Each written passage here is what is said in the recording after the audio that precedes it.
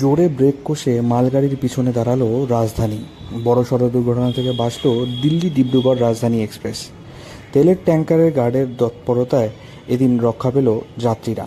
ঘটনাটি ঘটেছে এনজেপি থেকে 2.5 কিলোমিটার দূরত্বে সাউডাঙ্গির কাছে। এই ঘটনার জেরে রাজধানীর যাত্রীদের মধ্যে ব্যাপক আতঙ্ক ছড়িয়ে পড়ে। খবর পেয়েই ঘটনাস্থলে পৌঁছন রেলের পদস্থ আধিকারিকেরা। তবে কী জন্য এমন ঘটনা ঘটেছে সেটা এখনও পর্যন্ত জানা যায়নি। গোটা ঘটনায় তদন্তের নির্দেশ দিয়েছে রেল। ফের একই লাইনে দুটি ট্রেন চলে আসায় রেলের ভূমিকা নিয়েও ইতিমধ্যেই কিন্তু প্রশ্ন উঠতে শুরু করেছে। আমি ওই আমবাড়ির দিকে যাচ্ছিলাম একটু কাজে। ওই সাউডাঙ্গি পার করার পরে যখন মেন রোডটা পার হচ্ছি সেই সময় হঠাৎ করে দেখি যে একটা জোরে ট্রেন থামার আওয়াজ হলো। বাদিকে তাকিয়ে দেখি যে ওই দিল্লি ডিব্রুগড় রাজধানী এক্সপ্রেস দাঁড়িয়ে পড়লো এইভাবে সাটান ব্রেক কষে। সেটা সেখানে দাঁড়ায় না সচরাচর, ওখান দিয়ে তো আমি মাঝে সাঝেই যাই। তো কিছুটা দূর আগানোর পরে দেখি সেম ট্র্যাকের মধ্যেই একটা অয়েল গুডসের ট্রেন দাঁড়িয়ে আছে, আর ওই গার্ড সমানে লাল ফ্ল্যাগ দেখাচ্ছে।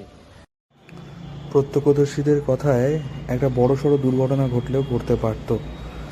হঠাৎ করেই এরকম এত জোরে রেলের ব্রেক কষার আওয়াজ শুনে আমি খানিকটা দাঁড়িয়ে পড়ি এবং সামনে গিয়ে দেখি একই লাইনে আরেকটি ট্রেন দাঁড়িয়ে আছে এবং সেখানকার গার্ড লাল পতাকা দেখাচ্ছে।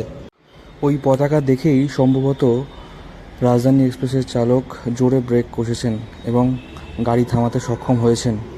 অন্যথা কাঞ্চনজঙ্ঘা এক্সপ্রেসের মতো বড় দুর্ঘটনা ঘটতেই পারত সাউডাঙ্গি এলাকায়।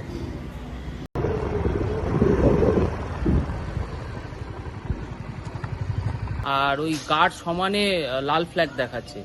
তো যেমন হলো যে দুটো ট্রেন একই ট্র্যাকের মধ্যে চলে এসেছিল, একটা বড় সড়ো দুর্ঘটনা ঘটার একটা সম্ভাবনা ছিল। সেখান থেকে এই ইয়ের জন্য একটু মানে বলা চলে যে বড় সড়ো দুর্ঘটনার হাত থেকে রক্ষা হয়ে গেল, না হলে একটা বড় দুর্ঘটনা আবার রাঙাপানির মতো ঘটার একটা সম্ভাবনা ছিল। উল্লেখ্য, গত 3 মাসে শুধুমাত্র রাঙাপানি রিফাইনারি কেন্দ্রের কাছে 3বার লাইনচ্যুত হয়েছে তেল বোঝাই ট্যাঙ্কার। শুক্রবার রাতেও রাঙাপানির তেল পরিশোধন কেন্দ্রে ঢোকার সময় একটি তেলের ট্যাঙ্কার বোঝাই মালগাড়ি লাইনচ্যুত হয়। দুটি বগি লাইন থেকে নিচে পড়ে যায়। লুপ লাইনে ট্রেনটিকে তোলার জন্য দীর্ঘ সময় লেগে যায়। বারবার দুর্ঘটনা ঘটলেও হেলদোল নেই উত্তর পূর্ব সীমান্ত রেলের। প্রতিবারই তদন্তের পর উঠে আসছে পর্যাপ্ত কর্মীর অভাব ও রক্ষণাবেক্ষণের অভাবের তত্ত্ব। কিন্তু এরপরও কেন হুঁশ ফিরছে না উত্তর পূর্ব সীমান্ত রেলের, সেটাই এখন বড় প্রশ্ন। অন্যদিকে রেলের লাইন ঠিকঠাক হওয়ার পরে দুটো ট্রেনই নিজেদের গন্তব্যস্থলের দিকে রওনা দিয়েছেন। শিলিগুড়ি থেকে অনির্বাণ রায় রিপোর্ট, লোকাল 18 বাংলা।